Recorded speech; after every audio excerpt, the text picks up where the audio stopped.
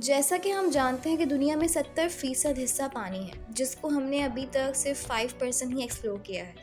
Ocean के अंदर बहुत सी ऐसी क्रिएचर्स भी मौजूद हैं जिसको आज तक इंसान नहीं देख सका, और कुछ ऐसे राज भी हैं जो हजारों सालों पहले रहने वाले इंसान छोड़ गए थे। कभी रिसर्च के जरिए तो कभी ऐसी एडवेंचर के वक्त ये राज धीरे धीरे दुनिया के सामने आते जा रहे हैं। आज हम जानेंगे समंदर के अंदर मौजूद ऐसी चीज़ों के बारे में जो कि अंडर डीप सी मौजूद हैं। इजिप्ट के शहर अलेक्जेंड्रिया के साहिल से 6.5 किलोमीटर दूर ठीक इस जगह पर डीप सी डाइवर्स ने अंदर के बॉटम पर कुछ ऐसा देखा जो कि नॉर्मल नहीं था। जब बात फ्रेंच आर्कियोलॉजिस्ट फ्रैंक कार्डियो तक पहुंची तो उन्होंने इस जगह पर सर्चिंग शुरू कर दी। हैरत अंगेज तौर पर इस जगह से 64 शिप्स, 700 एंकर्स, सोने से भरे हुए खजाने, 16 फीट लंबे स्टैच्यूज, टूटी फूटी इमारतों के हिस्से और छोटे छोटे पत्थर मिले जिन पे अजीबोगरीब लिखाई से कुछ लिखा हुआ था। जो खंडरात के नमूने यहाँ से मौसूल हुए थे वो समंदर के अंदर कई किलोमीटर तक फैले हुए थे। मालूम पड़ा कि यहाँ पर 2300 साल पहले इजिप्ट का एक बहुत बड़ा शहर हुआ करता था जो कि शायद वहाँ का मेन पोर्ट सिटी था और शायद जहाँ से मुल्क की कई कारोबारी मामलात चलाए जाते थे।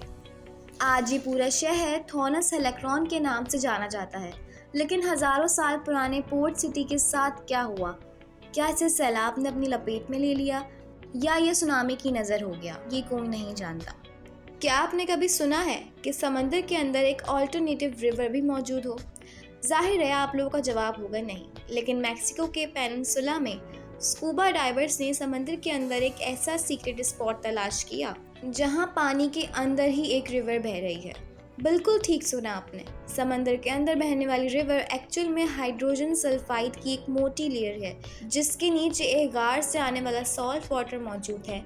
इस जगह को सिन्यूटा एंजेलिटा कहते हैं। स्कूबा डाइवर्स के मुताबिक ऊपर से दिखने में ये रिवर बिल्कुल नॉर्मल दिखती है, लेकिन तकरीबन 30 मीटर अंदर जाने के बाद अलग ही अनोखा नज़ारा देखने को मिलता है। अंडर वाटर स्पोर्ट्स में समुद्री दुनिया देखना वाकई में एक बहुत हसीन नज़ारा है, लेकिन अगर इस एडवेंचर के दौरान किसी के सामने ये स्टैच्यूज आ जाए तो अचानक से उसका हाल क्या होगा? वेस्ट इंडीज़ के साहिल से समंदर के अंदर कई किलोमीटर दूर ये स्कल्पचर पार्क 2006 में लॉन्च करने वाले इस पार्क के पीछे एक ब्रिटिश आर्टिस्ट का हाथ है। लेकिन इस पार्क को बनाने के पीछे जो रीज़न है वो बहुत ही इंटरेस्टिंग है। समंदर में मौजूद छोटी बड़ी चट्टानें तो होती हैं जिनके अंदर छोटी रहने वाली मछलियाँ अपने आप को बहुत महफूज समझती हैं, लेकिन जिस जगह ये मौजूद नहीं होता वहाँ जाने से ये छोटी मछलियाँ अवॉइड करती हैं। 800 स्क्वायर फुट मीटर पर फैले इस पार्क को बनाने का मेन मकसद छोटी मछलियों को शेल्टर प्रोवाइड करना था। आर्टिस्ट के मुताबिक इस पार्क को बनाने के बाद लाखों मछलियों ने इस जगह का रुख लिया। इस पार्क में 100 से ज़्यादा डिफरेंट स्टैच्यूज मौजूद हैं जो कि देखने में बहुत ही अलग मंजर पेश करते हैं। समंदर में डीप सी पर एक ऐसी किस्म भी रहती है मछली की जिसको जापान में देखना बहुत मायूब समझा जाता है। इस मखलूक को जाइंट ऑरफिश कहा जाता है जो कि अपने जिसामत की वजह से स्ट्रेंज सी क्रिएचर भी कही जाती है। डीप सी में रहने वाली इस ऑरफिश की लंबाई तकरीबन 50 फीट है और इसको देखते ही पहला ख्याल ये आता है कि क्या ये कोई सी स्नेक है या फिर क्या। जापान में ऑरफिश का साहिली समंदर पर नज़र आ जाना कोई कुदरती आफत की निशानी समझा जाता है, लेकिन साइंसदानों के मुताबिक ये ग्लोबल वार्मिंग की वजह से अपना रहना डीप सी या फिर साहिली समंदर पर डिसाइड होता है। ड्यूरिंग अंडर वाटर रिसर्चर्स की टीम को अंडर वाटर वर्ल्ड वॉर 2 में तबाह होने वाले एक फाइटर प्लेन का स्केलेटन मिला। माइक्रोनेशिया के समंदर के बीचों बीच रिसर्चर्स को वर्ल्ड वॉर 2 में तबाह होने वाले बहुत सारे fighter planes, tank cars, dive bombers मिले थे जो कि आज से 80 साल पहले वर्ल्ड वॉर 2 में तबाह हो गए थे। 50 जापानीज शिप्स और 230 एयरक्राफ्ट समंदर में क्रैश हुए थे क्योंकि ये स्पॉट ओशन के बिल्कुल मिडिल में है जहाँ पे पानी हद से ज़्यादा गहरा होता है।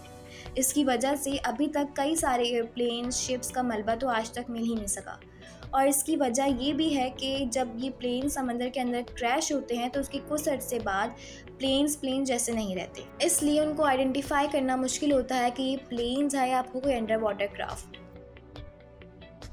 फ्रिल शार्क डीप सी में रहने वाली एक ऐसी क्रीचर है जो कि देखने में बहुत ही दिलचस्प लगती है और साथ साथ खौफनाक भी। फ्रिल शार्क की बॉडी का कुछ हिस्सा डायनासोर और कुछ हिस्सा स्नेक की तरह होता है। इसका मुंह होता है स्नेक की तरह, लेकिन इसके दांत भी होते हैं और वो भी पूरे 300। और इसके 300 दांतों की डायरेक्शन अंदर की तरफ की होती है। इस क्रिएचर की लंबाई 6 से 7 फुट तक बताई जाती है और इसका शिकार करने का अंदाज सांप की तरह का होता है। ये शार्क अपनी बॉडी के आधे साइज का शिकार भी एक ही बार में निगल सकती है। इसके दांतों की डायरेक्शन की वजह से अगर कोई चीज़ भी इसके मुंह में फंस जाए तो उसका बचना ऑलमोस्ट नॉट पॉसिबल होता है।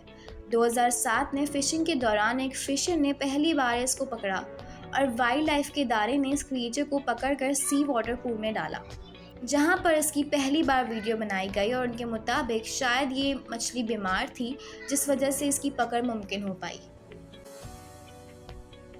2014 में स्कूबा डाइवर्स के एक ग्रुप को ओशन से एक जाइंट साइज का चाकू मिला, जिसे देखने में इसका साइज़ तकरीबन 6 फीट के करीब था। लेकिन क्योंकि स्कूबा डाइवर्स ने कभी भी इसको पब्लिक में शो नहीं किया, जिसकी वजह से ये बात ज़्यादा वायरल नहीं हो सकी।